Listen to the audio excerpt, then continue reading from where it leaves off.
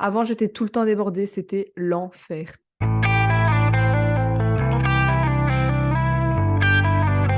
Hello à tous, ici Jade sans charge et bienvenue sur ma chaîne YouTube qui parle de marketing digital. Aujourd'hui, nous allons parler de ma nouvelle organisation que j'ai adoptée dans mon business et qui me rend beaucoup plus productive et surtout beaucoup plus sereine.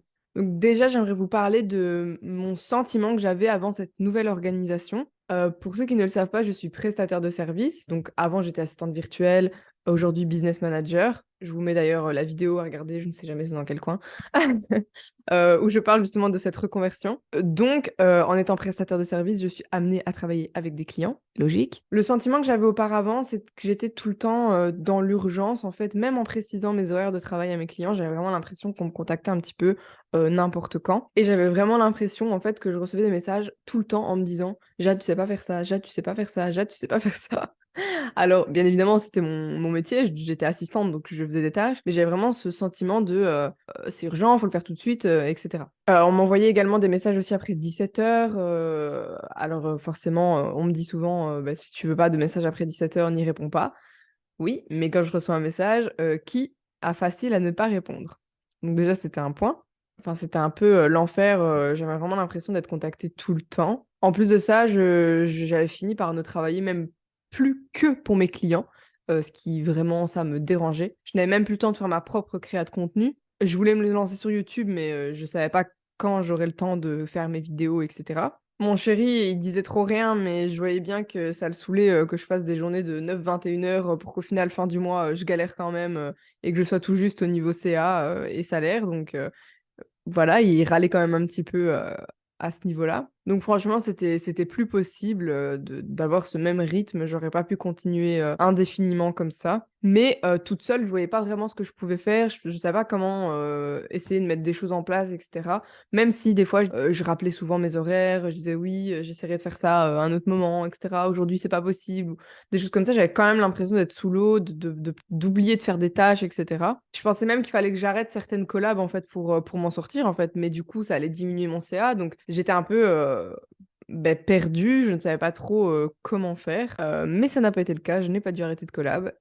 Un jour, en fait, bêtement, je participe à un concours sur le compte de Marion Chassaigne, enfin son autre compte qui est Structure ton bise, je vous le mets d'ailleurs juste ici, et qui fait depuis quelques mois, en fait, qui propose des coachings en restructuration de business, en organisation, etc. Alors vous allez me dire, mais Jade, tu proposes aussi des conseils en organisation? Oui, cette expression, c'est le cordonnier le plus mal chaussé, bah, c'est vraiment ça. Pour les autres, je sais les aider à s'organiser, mais quand ça s'applique à moi, le bordel total. Et au final, magnifique, je gagne ce concours. Je gagne 6 heures de coaching en restructuration de business, etc. Donc j'étais trop contente. Elle m'envoie un questionnaire méga complet avec plein de questions et tout. Elle me dit d'être le plus complète possible ce que je fais. Je réponds à toutes ces questions-là. Et au travers de ces heures de coaching, on a retravaillé mon client idéal, ce qui était parfait justement parce que j'étais en pleine reconversion d'assistante à OBM. On a aussi calculé mes prix pour que je sois rentable. On a examiné mes tarifs justement pour voir si actuellement je pouvais être rentable, voir le nombre d'heures que je pouvais travailler. Et il s'est avéré qu'en fait, je pouvais travailler 4 heures par jour pendant 4 jours pour être rentable. Donc là,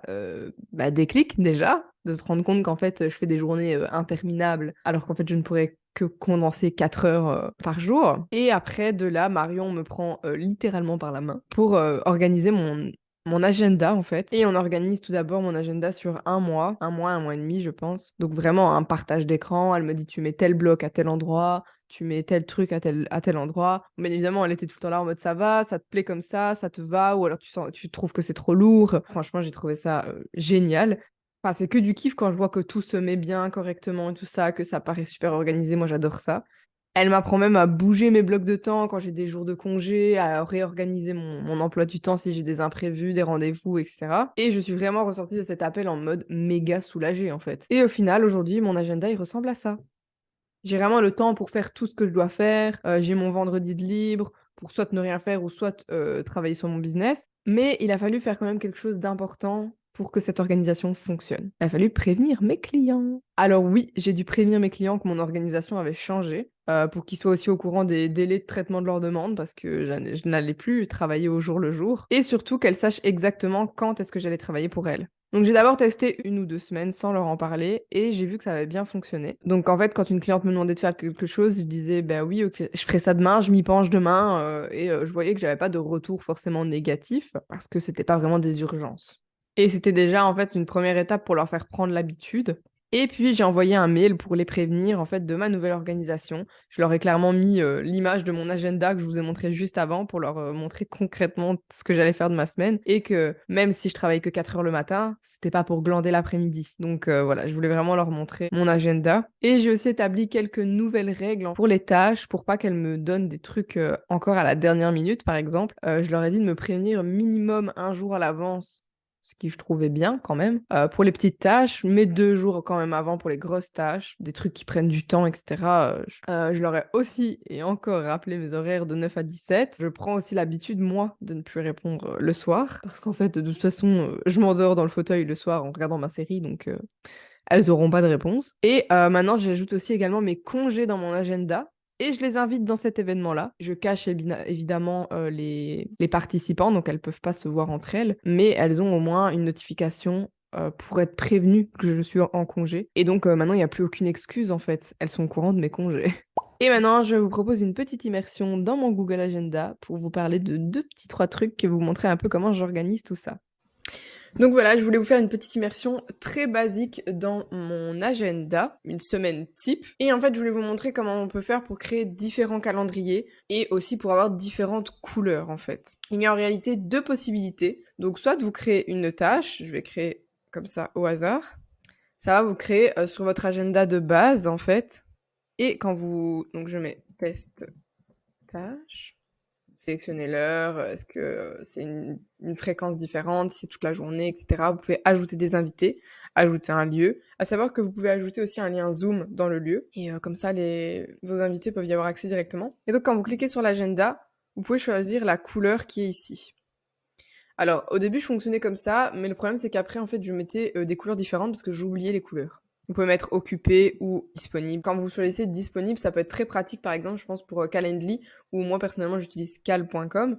Si vous mettez une plage horaire en mode appel découverte pour savoir que vous pouvez rien caler comme rendez-vous ou comme tâche importante à cet endroit-là, au moins votre agenda prise de rendez-vous en fait ne vous proposera quand même ce créneau-là. Si vous êtes en occupé, en fait, il vous mettra comme étant occupé dans cette plage horaire-là. Donc en fait, vos potentiels clients ne trouveront pas de créneau horaire qui les convienne vu que tout sera en occupé.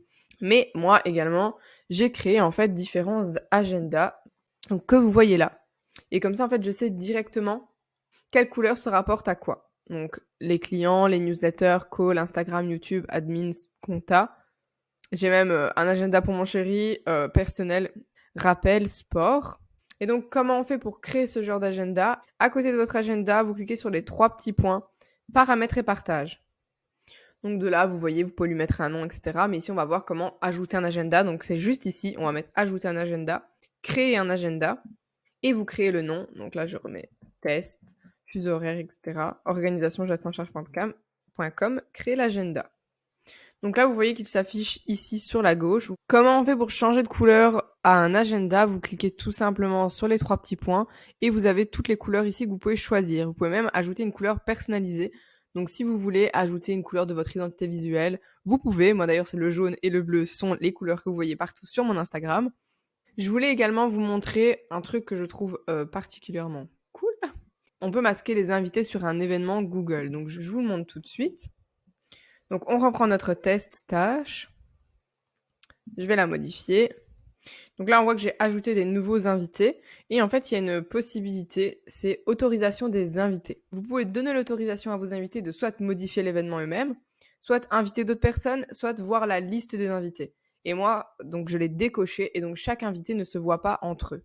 Donc ça permet aussi d'envoyer à plusieurs personnes, mais sans que chaque personne voit qui est invité, par exemple. Donc voilà, nous voilà à la fin de cette vidéo. J'espère qu'elle vous aura plu. Si c'est le cas, n'hésitez pas à mettre un petit pouce bleu. C'était une vidéo un petit peu différente, beaucoup moins tuto. D'ailleurs, dites-moi en commentaire si ça vous dit que je fasse une vidéo en fait où j'organise mon mois dans mon Google Agenda et je vous le mets sur YouTube. Donc ce serait vraiment en live, voilà, je bouge mes créneaux, etc. Dites-moi si ça vous dit. Moi, ça me ferait trop kiffer de faire ça, en tout cas. N'hésitez pas à me poser vos questions en commentaire, j'y répondrai avec plaisir. N'oubliez pas de vous abonner, d'activer la cloche pour ne louper aucune de mes prochaines vidéos. Et du coup, je vous dis à la semaine prochaine pour une nouvelle vidéo. Ciao!